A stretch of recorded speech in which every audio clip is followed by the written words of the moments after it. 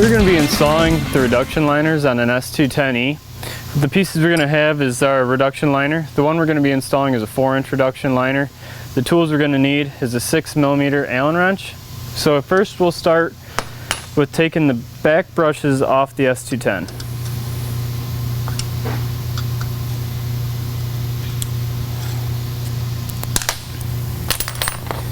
Alright, next the reduction liner will slip up into the blaster housing, like so, and we'll slide it up into place. And then this back bracket goes back behind the machine, and then our back brush and the bolt we just removed is going to be what's holding it back into place.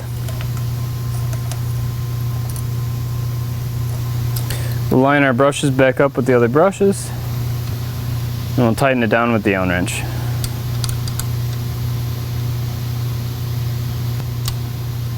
Just like that. So now with this installed, we've reduced our blast path from 8 inches down to 4.